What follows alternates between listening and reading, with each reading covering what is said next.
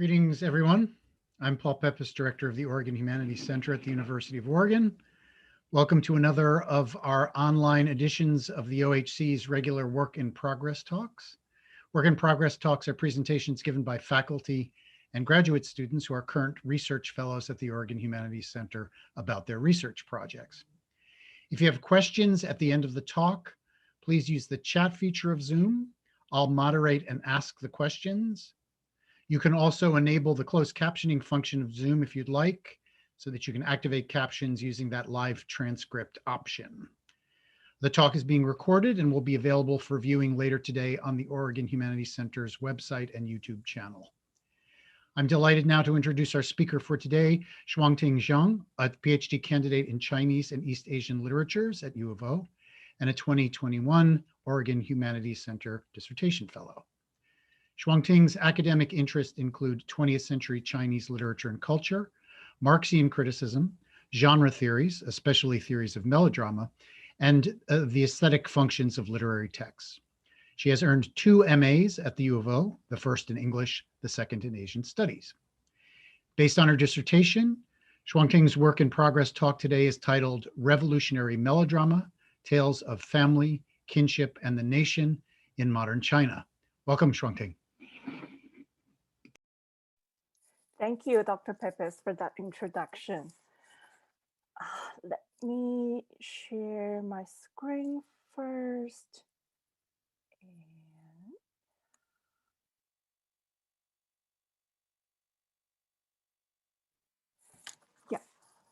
Okay. Thank you, Dr. Pepis, for the introduction. And can everyone hear me okay? Okay. First of all, I would like to thank the Oregon Humanities Center for this opportunity to present my work and my research, and of course, for their generous support during these really difficult times. My fellowship term actually allowed me to finish a chapter of my dissertation, for which I'm extremely grateful. And I also would like to thank all the guests. Thank you for coming and for joining today's talk. And I look forward to hearing your thoughts and ideas.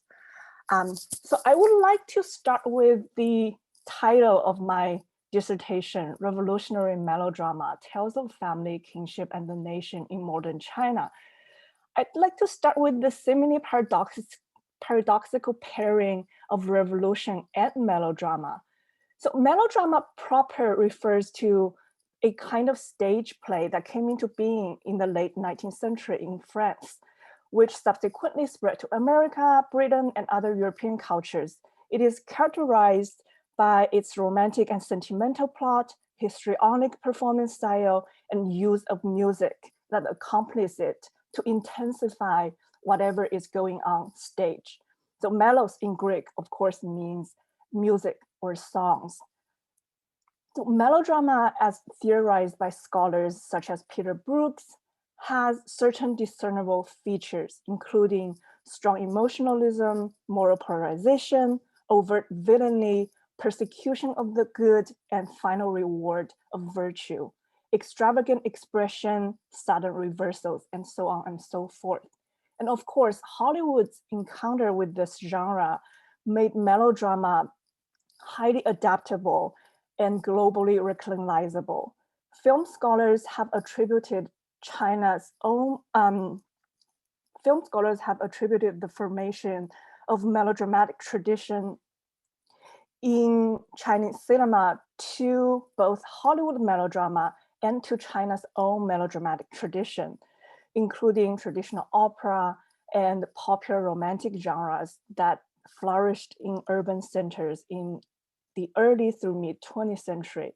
Melodrama, in particular family melodrama, remained an intrinsic part of early Chinese cinema, realist cinema, and later socialist realist cinema. But melodrama has also been understood as a quintessentially bourgeois form. It is particularly adept at capturing social realities of pervasive injustices produced by capitalist modernity. It draws attention to those structural sociopolitical problems, not to solve those problems, but to resolve them on the level of the personal and familial concerns. And in doing so, of course, maintains the status quo. On the other hand, precisely because melodrama's capacity to represent social injustices and to dichotomize, its siding with the underclass, with the powerless, it always shared a close affinity with leftist politics. The intensified suffering and victimhood of the oppressed and innocent featured in melodrama makes the overthrow of the forces of oppression a moral imperative. My recent research has brought to my attention that actually the Soviets experimented with melodrama in the 1920s to create a new revolutionary Soviet theater. And really eminent intellectuals such as Maxim Gorky thought melodrama could serve as the model for that creation, precisely because of those aforementioned features of melodrama. So a shout out to Russia specialists here. If you know more scholarship on this particular topic, I would love to please point me to those types of scholarship. And so what I am interested in is how this quintessentially bourgeois form with a kind of revolutionary potential was utilized and repurposed by progressive Chinese intellectuals and writers to create a passionate revolutionary collective capable of making socio-political change. My dissertation traces the ways in which this revolutionary melodramatic aesthetic transformed across different media, across different historical periods, to produce new affective experiences, to cultivate new political subjectivities, and to make revolution.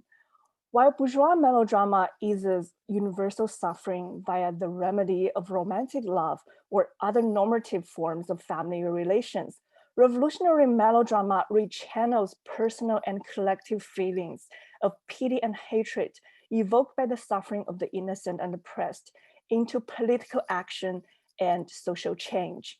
Revolutionary melodramatic texts go beyond the mere recognition of virtue or the recognition of universal suffering. They identify through moral and affective polarization, oppressive forces as the evil that must be struggled against and overthrown. And in melodrama, it is always the individual or the individual's family that suffer injustices. So we also have to talk about the thematic concern of the melodramatic mode, which explains the second part of my title. I choose family and kinship as a thematic thread and analytical category because the issues of family are intricately linked to the problematics of gender relations, sexual identity, social reproduction, and various forms of sociality that underwent drastic transformations under Chinese modernity, including especially the rise of nationalism. Reform-minded intellectuals saw the traditional hierarchical family and kinship system as an impediment to China's path to modernization and nation building. And yet, national belongings and affiliations were often articulated through the affective rhetoric of family and kinship. Family as the most natural form of belonging, natural with a scare quote, and the site for fostering intimacies and affective bonds became a useful rhetorical and conceptual framework to concretize an otherwise abstract and imagined affiliation.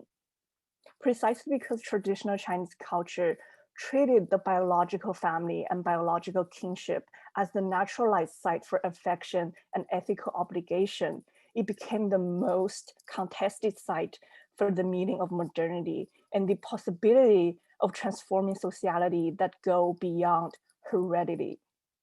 Melodramatic texts centering on family and kinship, embedded in larger socio-political changes, create this kind of textual place, aesthetic space, in which these issues can be tested and debated, where different kinds of solidarity, affiliation, and affective bonds can be imagined, formed, and articulated. So the primary texts discussed in this study are representative manifestations of this revolutionary melodramatic aesthetic in 4 key historical moments in 20th century China, which leads to the first chapter of my dissertation. The first chapter begins with the May 4th New Culture movement that called for a radical break with tradition. The iconic novel Family, Jia, written by Ba Jing, epitomizes the May 4th generation's denunciation of the traditional family. It is a highly melodramatic narrative that centers so much on victimhood and suffering. In a preface to the novel Family, written in 1937, Ba Jing explains the reason why he wrote the novel in the first place. So here's Ba Jing's quote: "I shall shout j'accuse at a dying system. I cannot forget that even on its way to a full collapse, such a system captures more food, that is, sacrifices. Therefore, I will write the novel Family as a public call on behalf of a generation of youth. I will cry out in the injustices on behalf of those numerous young people sacrificed. I will save all those youth from the claws of the monster." It's highly, very hyperbolic kind of rhetoric, and the theme of cannibalism that the dying system, that the traditional family system cannibalizes its younger generation, is a pretty common theme for the May 4th generation. So the kind of traditional gentry family portrayed in this novel is stifling and degenerate. It entraps and cannibalizes the younger generation. The youngest brother in this family, Jue Hui, is particularly keen to escape the entrapment of this family that he's born into. Instead, he channels his energy into editing a youth magazine. He finds a new kind of kinship relation with the editorial staff at the magazine, with people he has never met across the nation who read and write to this magazine. He finds those people and their relationship with each other particularly refreshing and invigorating compared to the stifling environment of his own biological family. The imagined community of the nation offers an alternative form of kinship and belonging that is not based on blood relations, but far better alternative in this case than the biological family. In this chapter, I try to argue that the high level of melodramatic tears and victimhood is a necessary component of its aesthetic vision that established family as a public manifesto and accusation against a decaying tradition. And chapter 2 of the dissertation moves out of the urban settings of the May 4th to the hinterland of rural China. So what happened in 1937 was, of course, the full outbreak of the Second Sino-Japanese War, or known as the War of Resistance against Japanese in China. Intellectuals, writers, and artists, as a result of the war, were driven out of the enclaves of all of some of those coastal cities, urban areas, into the hinterland of rural China. And the Communist Party ended up in a place called Yan'an in northern China. The reality of that was the majority of the population were just illiterate peasants. The exigencies of the war made the mobilization of the masses and appealing to their tastes the primary goal for works of art. So confronted with this historical reality, intellectuals, writers, and artists they responded by rethinking the very failure of the Mayforce tradition to reach the masses, despite its original goal of being an enlightenment movement to educate the masses. This also triggered a rethinking of the kind of 19th century European critical realism promoted by the Mayforce generation. So this chapter uses the music drama, the creation of the music drama, The White-Haired Girl in Yang'an, the wartime base for the Communist Party. The music drama features excessive emotionalism and moral polarization between the persecuted peasant family and the evil landlord, two defining characteristics of melodrama identified by Peter Brooks. And of course, being a music drama itself, it puts melos, music, back at the center of this piece of dramatic work. So that's why this chapter is titled Putting Melos Back in Drama.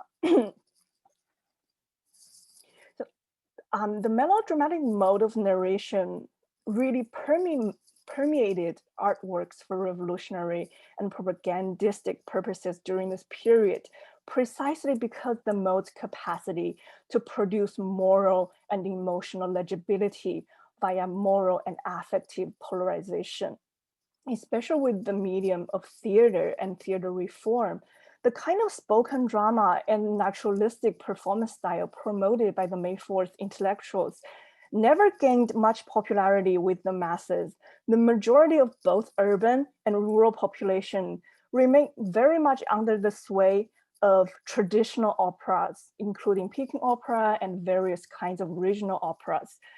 So the communists were particularly aware of this, and they began to add songs and music to visual performance in order to heighten the emotional responses that could in turn elicit mass political activism.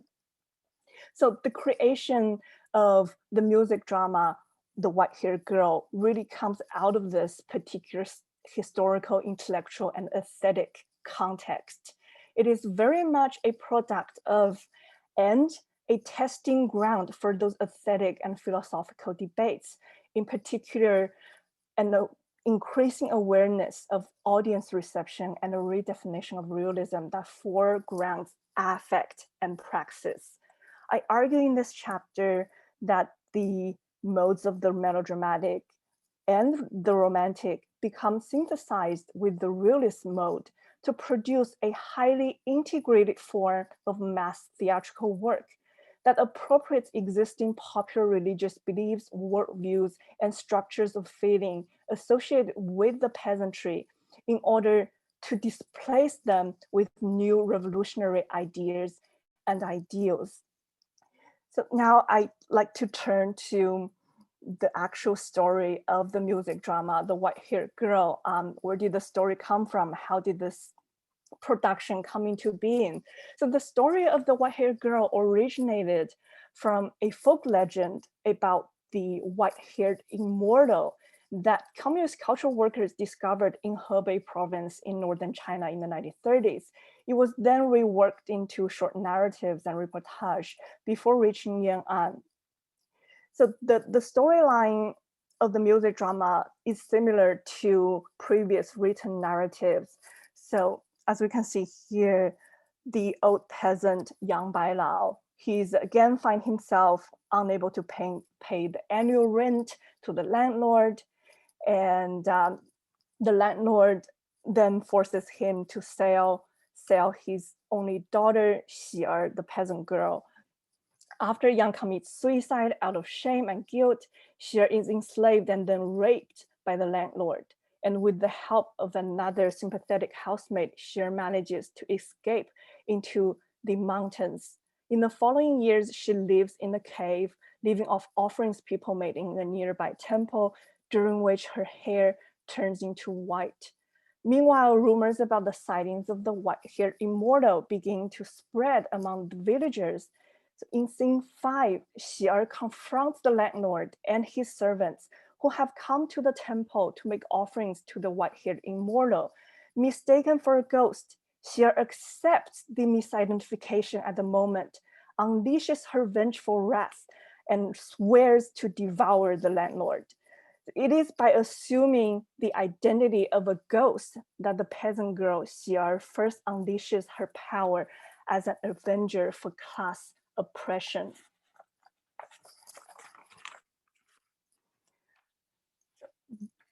And of course, the final justice comes with the return of the Red Army, and the last scene of the music drama ends with a climactic scene of the peasants' public accusation and collective reckoning of the landlord's evil deeds. And of course, the landlord is executed in the end. So the melodramatic overt villainy of the landlord really lies in the violation of the sanctity of kinship bonds by taking the daughter away from her natal family, her own father, and causing the untimely death of her father. So class hatred is generated through the emotional categories and affective intensities of kinship bonds, so as to render a new and revolutionary regime of emotions legible to the peasantry. And here lies the fundamental distinction between a revolutionary melodrama and, say, a conventional bourgeois melodrama. This music drama points to the peasants as the ultimate agent of history and of justice. The task of rooting out injustice really lies on the back of the peasantry under the leadership of the Communist Party. And you may also have noticed that this is very much a story about ghosts and peasant superstitions. So within the realist mode of the narrative, there exists a strong element of the fantastic and the melodramatic, as I just pointed out. So as a matter of fact, when this music drama was first released, it was actually criticized for being too fantastic. It was Zhou Yang, the leading Marxist theorist, literary critic, and the main figure who actually sponsored the production of the White-Haired Girl. He defended the revolutionary nature of the White-Haired Girl by saying that the narrative was, quote, rich in romanticism, has a truthful significance, and can help further the aims of class education. Zhou Yang took issue with critical realism in the 1930s precisely because of its inability to offer any solutions of positive construction other than exposing the darkness of society. So this is an essay that Zhou Yang wrote in the 1930s. Although the realists have attacked society's ugliness and exposed its defects, they stop at criticism, contributing nothing positive. Their inborn detachment prevents them from coming out with their own program. In this passivity, this contemplative nature, lie the basic faults of old style realism, of course refers to this kind of 19th century European critical realism, bound as it was by the constraints of the time. So Zhou Yang reveals here the epistemological and creative impasse at the heart of critical realism, the distance and the external stance realists maintain with their subject matter renders them unable to look internally at their own creative principles. That it is in the passivity and the pure contemplative nature of critical realism that lie its historical limits and critical impasse. So really partly because of his disappointment with critical realism and its failure to bring about revolution, Zhou Yang in the 1930s began to introduce the most recent theoretical debates on socialist realism happening in the Soviet Union into China, with a very strong preference for the synthesis of realism and revolutionary romanticism.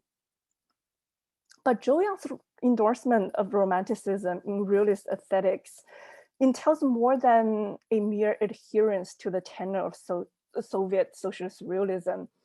His defense of the fantastic element in the White-Haired Girl really highlighted romanticism's function in revealing the truth of reality. And his ideas really echoes with one of his contemporaries, the very famous Marxist literary critic and philosopher George Lukács, that there is a higher hidden truth beneath reality that cannot be comprehended without the proper aesthetic form. That's why we need romanticism within the realist aesthetics. Okay. And we really see a continuation of this kind of ideas on aesthetic, on realism, articulated by Zhou Yang in the 1930s, decades after, during the Cultural Revolution. So this is a quote from a document called Summary of the Forum on Literature and Art for the Army, a speech delivered by Jiang Qing, the wife of Mao Zedong, Chairman Mao, in 1966. So this is a document that eventually became the de facto guidance for the production of model theatrical works and other kinds of artistic creation during the Cultural Revolution. So here's Jiang Qing. We must create heroic characters of the workers, peasants, and soldiers. We must create typical characters.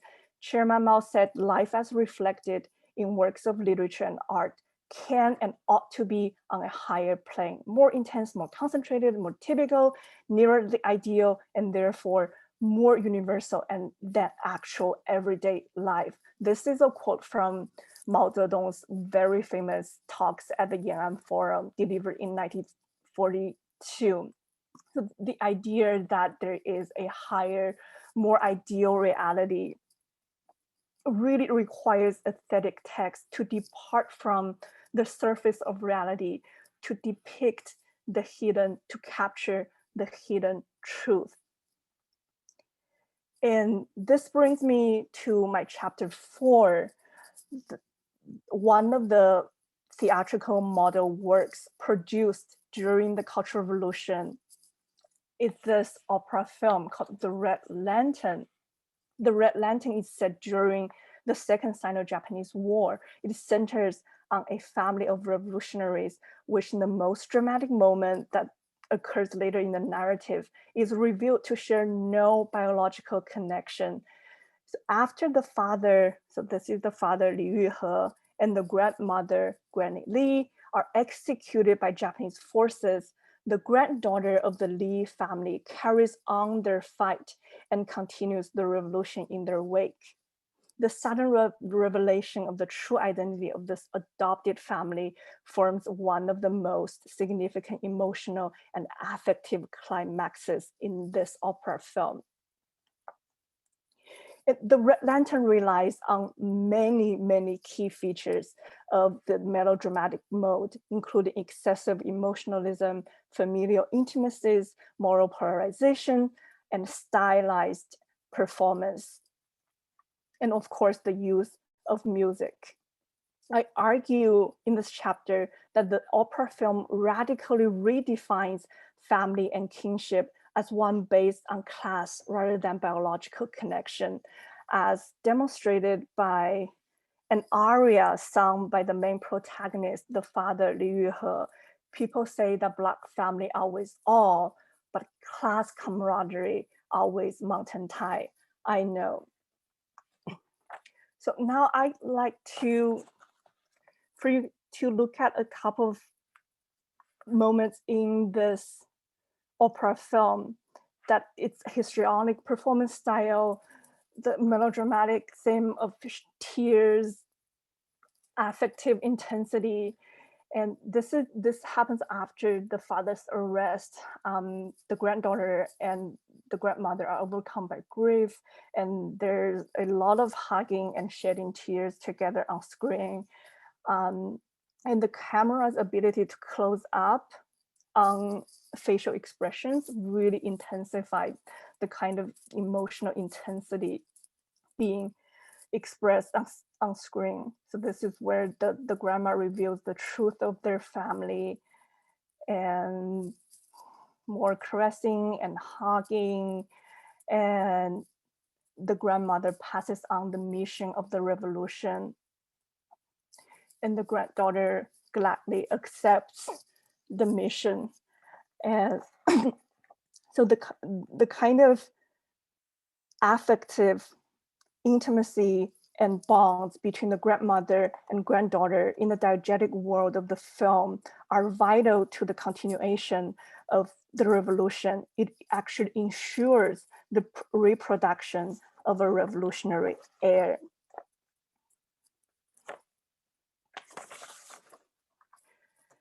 And the film scholar Jason McGrath, in his study of Cultural Revolution opera films and the realist tradition in Chinese cinema, points out the productions of these opera films marked the culmination of a formalist shift in Chinese cinema, in which highly stylized performance and a melodramatic mode of narration replaced earlier mimetic, cinematic realism. Both melodramatic performance style and performance style of traditional Chinese operas are non-mimetic, non-realist performance style, a style that punctuates the flow of motion into discrete semantic units so that the audience can read the meaning. So the gesture of the grandmother and the granddaughter are often held for an extended period of time so that the audience can have plenty of time to read it as something that obtains the ultimate meaning, or to use Peter Brook's famous phrase, quote, as the true result from the real. So this demand of the melodramatic mode to go beyond the surface of the real to the truer hidden reality really resonates with the Maoist aesthetics of revolutionary romanticism that contains art should depart from surface reality to depict a higher and more idealized reality, to reveal the truth hidden beneath. And since we don't have much time left, I just wanted to say a few brief words on my epilogue. My epilogue wanted to return to the author Ba Jing, and toward the end of the Cultural Revolution. Ba Jing was persecuted during the Cultural Revolution. He suffered enormous personal loss. His beloved wife actually died. And the narrative of trauma and suffering became the dominant mode of discourse as intellectuals were recuperated by the state and regained discursive power. So in other words, melodrama returned. But this sole focus on victimhood and suffering is also highly problematic. It reveals a deeper failure to address the uneasy relationship between intellectuals and the masses that the Communist Revolution really attempted to transform. So reading Ba Jing's essays is a way for us to rethink the individual and collective experience of modernity and history and the multiple modes of feelings, whether it's class hatred, revolutionary passion, personal tragedy, romantic love, and so on and so forth. Certain feelings get normalized and even abused at a certain point and then cast aside and forgotten. Scholarship written in the post-Mao era in China and the West has always privileged the personal, the subjective, the inner feelings over collective and social sentiments. So my project really hopes to engage with aesthetic texts that bear testament to such multiplicity and in doing so, not to invalidate one particular mode. And with that, I will end my presentation. Thank you.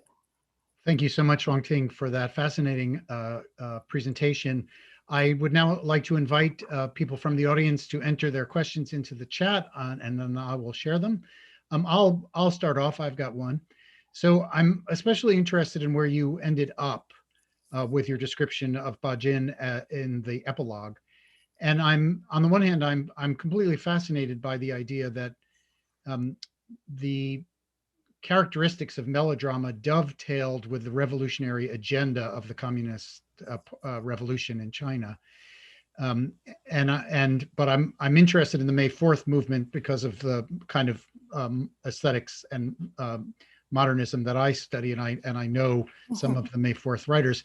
But I'm especially interested in this place you get to at the end, where you talk about the kind of revelation of the cost for intellectuals in this revolutionary extension of aesthetic impact to the masses that the intellectuals had failed to do, but this joining of revolutionary interests in the melodramatic mode, in these anti-realist modes, succeeded in. And I'm interested in this sort of price that these intellectuals paid during the Cultural Revolution, Mhm. and that part of the revolution, those people who had been important in the early stages of the revolution, became sort of casualties of this Absolutely. shift. Would you Mhm. say a little bit more about that? Yeah, absolutely. Yeah, the history of the Cultural Revolution is really a quite complicated one. There isn't one narrative of the story. There are multiple sides of the story. So from the perspective of the intellectual, then it was a quite horrible time because a lot of intellectuals were persecuted. And if someone's ideological stance was perceived as not in line with the official ideology, and then they would suffer really, really horrible consequences. Like Zhou Yang, he was such a prominent figure in the creation of the new revolutionary culture and literature, and he was completely cast aside during the Cultural Revolution. And of course, all those May 4th intellectuals.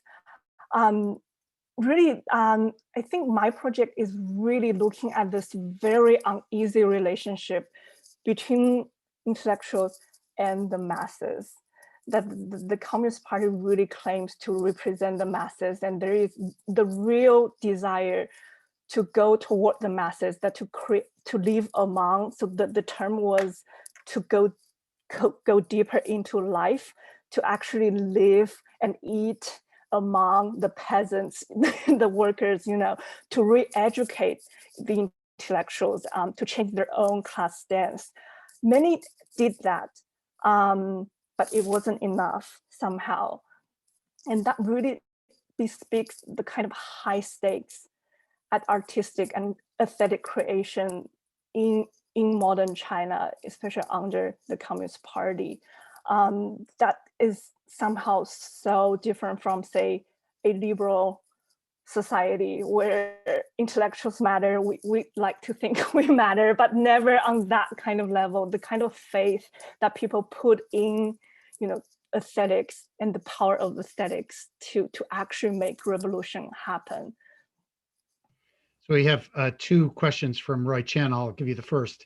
How does Bajin go from describing children being sacrificed at the altar of the family to making symbolic sacrifice to his family after the Cultural Revolution? Thank you. That is a fascinating question.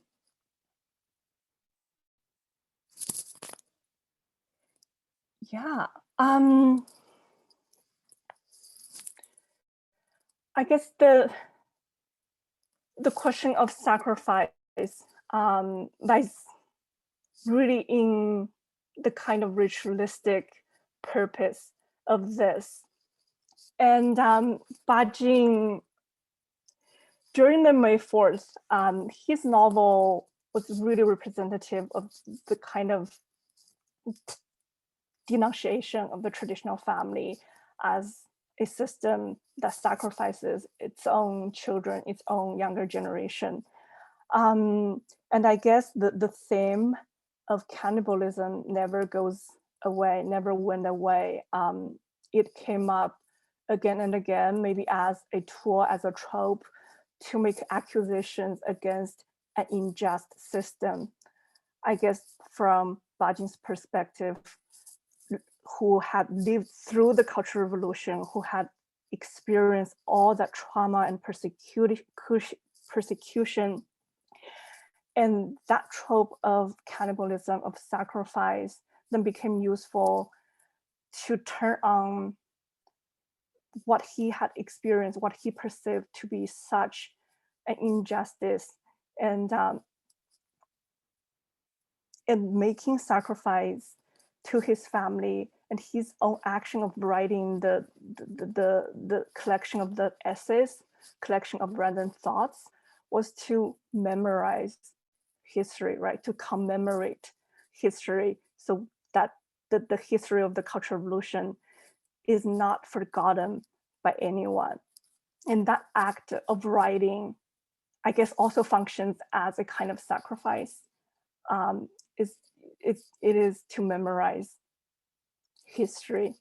Yeah, Bajing was someone who never let go of the trauma, and he was the one who insisted on building a museum to commemorate the Cultural Revolution. And I guess all those symbolic acts would for him carry some kind of meaning. So Roy's next question is, how do you respond to recent critiques of affect theory, which you use very much, that affect theory creates apolitical passivity rather than political possibility? Affect theory, yeah. My own work draws a lot from affect theory, but it is such a challenge and thorny question to address the affective power of aesthetic text. So like, we are literary scholars, we're trained in formal analysis. We do the kind of analysis that the aesthetic form of this text would function in certain way, right? It would produce certain affective experience. It would have certain kind of political efficacy. But sometimes it doesn't work like that. Sometimes it does. And really the challenge, I guess, is to find a balance. Did that? So the next question is from the next question is from Marm Epstein, who says, melodrama continues to be a favorite mode of state-produced popular culture. Could you comment on the de-revolutionizing of melodrama in the post-Mao years? Oh, yeah, absolutely. So melodrama, the family melodrama, has been extensively studied in film scholarship on Chinese cinema, but they mostly focused on the kind of family melodrama produced in the 1980s. So after the Cultural Revolution, after all the passions and zeal of the revolution eventually exhausted itself, eventually died down. So family melodrama returns, but to place the obligation of taking care of one's parents on the children. See, revolutionary literature is all about dismantling the hierarchical biological family, right? To form this collective that is either it's based on class solidarity or something else. But post-revolutionary family melodramas is all about going back to this tradition of fulfilling your ethical obligation towards your parents so that the state could stay out of it. This, of course, goes with the whole neoliberalization of the state, that the state no longer function as the welfare state to take care of, its citizens. Now the responsibility really lies on the shoulders of the individual. So all of those family melodramas again become what I would call conventional bourgeois melodrama, and it tries to resolve all those social antagonisms and social contradictions, again, at the level of the personal and individual. The next question is from Luke Haberstad. How would you characterize the difference between the emotional affect linking people to the state in revolutionary melodrama and pre-modern traditions of emotionalized politics, for example, Confucian loyalty?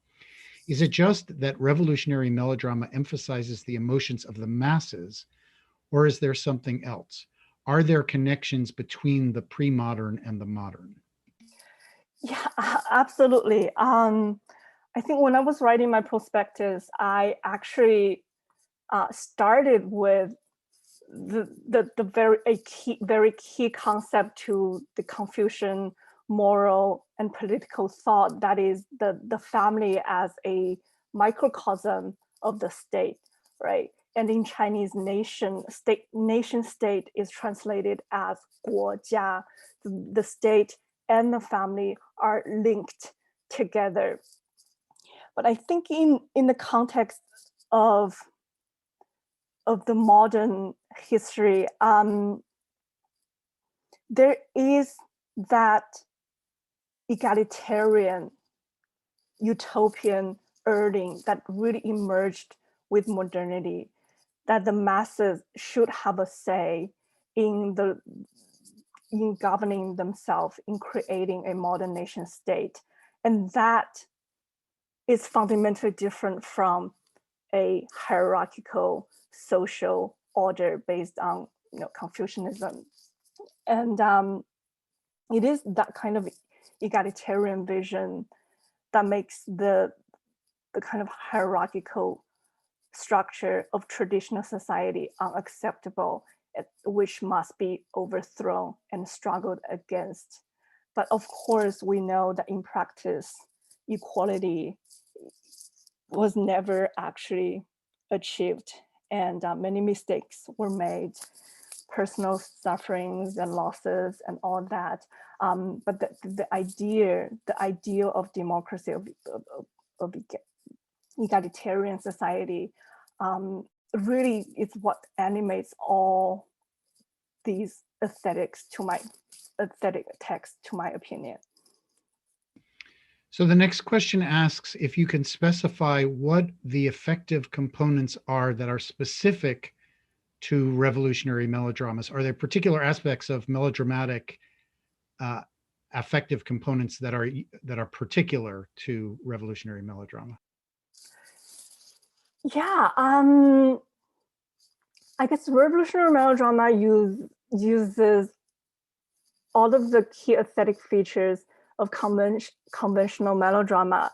The only difference is really conventional melodrama produces a feeling of good, right? Suffering is universal, and it creates this kind of collective that feels, and as long as you suffer and I suffer, and it's okay. And whereas revolutionary melodrama, really the emphasis is on, okay, here's suffering, here's injustice, but what can we do about it? It provides a kind of solution that, to my opinion, was never offered in bourgeois melodrama.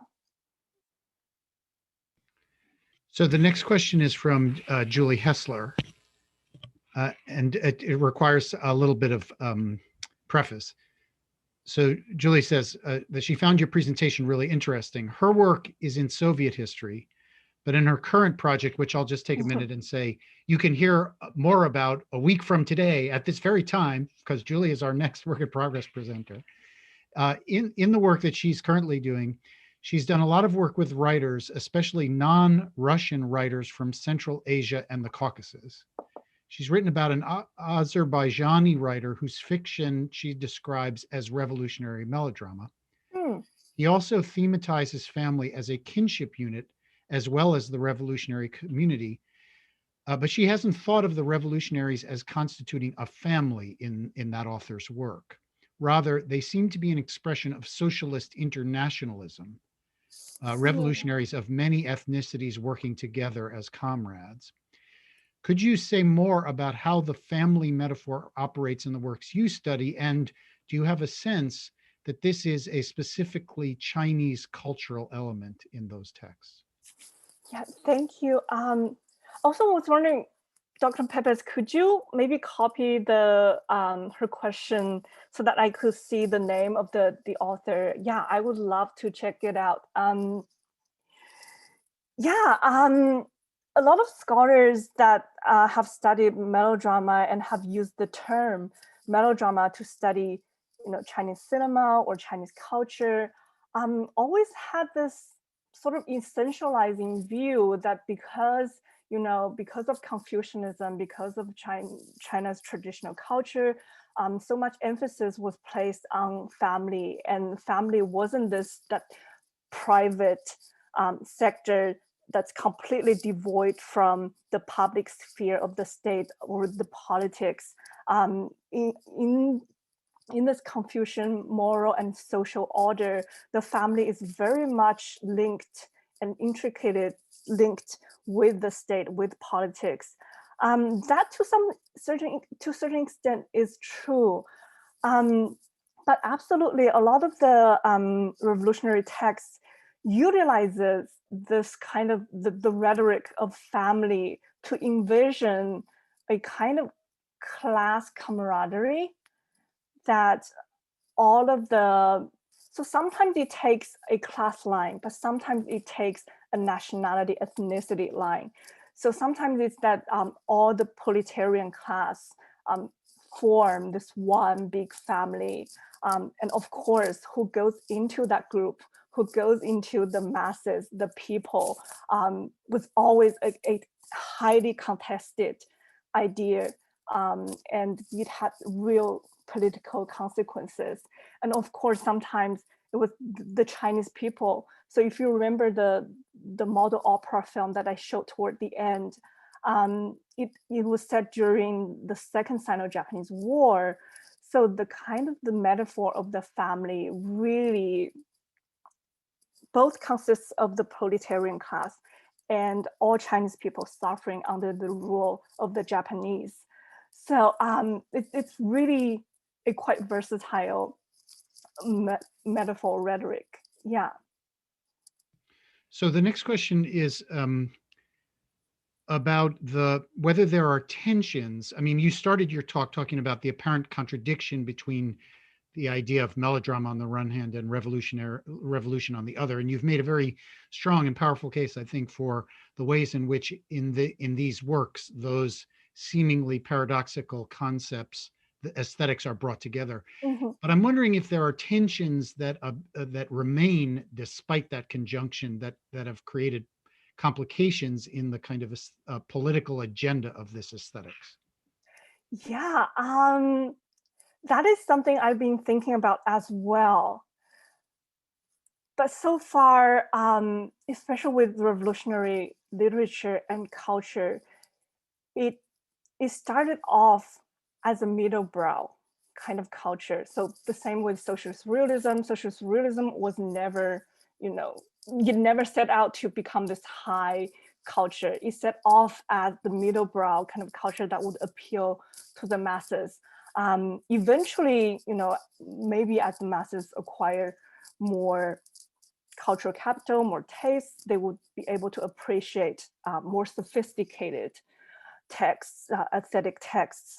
So that's Mao Zedong's idea of popularization and elevation. So we popularize aesthetic text, literature, and culture, that appeal to the taste, the current taste of the masses. But we eventually, elevate the kind of literary cultural text we produce. And as Lauren Berlant so eloquently argued, that middlebrow genre is always about the management of ambiguity. It's never about producing ambiguity and producing contradictions. It's always about the management of ambiguity. So in a lot of the revolutionary texts, the message is very clear. The landlord is evil and must be struggled against and overthrown. So we're coming to the end of our time. This will probably be the last question. The question is, during the period when this revolutionary melodrama became predominant, and when the intellectuals who had preceded it had either been assimilated or punished in the Cultural Revolution, were there critiques of this aesthetic, either for it being bourgeois or for it being insufficiently revolutionary in other ways? Yeah, absolutely. The term revolutionary melodrama was coined by myself. Even previous scholars have used this as well. But melodrama was seldom, the actual term was seldom discussed by Chinese intellectuals. There were a few, but so it's really hard to tell whether they were critical of this, melodramatic polarization and all those. But there were a couple of intellectuals who were aware of melodrama's accessibility, and they promoted the use of melodrama to serve as the model, similar to the Soviets, to serve as the model to create a new kind of national music drama. Especially, of course, during the Second Sino-Japanese War, everything is about war efforts, and people completely embraced and celebrated this very oversimplification of what otherwise to be very complicated social realities, right? Good versus evil. It dichotomizes so easily that people identifies and appreciates and understands the political message so clearly. I think a right-wing intellectual also wrote an essay praising melodrama and its aesthetic function in mobilizing the masses, because the masses are so stupid and not intelligent at all. This is what works, and let's just use this for war efforts. Yeah, so people on both sides of the political spectrum were talking about the political efficacy of this particular aesthetic mode. Well, thank you, Shuangting, for this really fascinating talk. It's been a real pleasure, and thanks for our questioners for sharing their thoughts with us. Thanks again for joining us for Shuangting Zhang's Work in Progress talk. Let me again remind you of a week from today at noon, we'll be here again for the Work in Progress talk of Professor Julie Hessler at the University of Oregon, who is one of our research fellows this year. And Julie's topic, which is, as you have already gathered, intersects with this one in a very interesting ways, is called The Soviet Afro-Asianists, Anti-Imperialism and the Soviet Intelligentsia. That's a week from today at noon.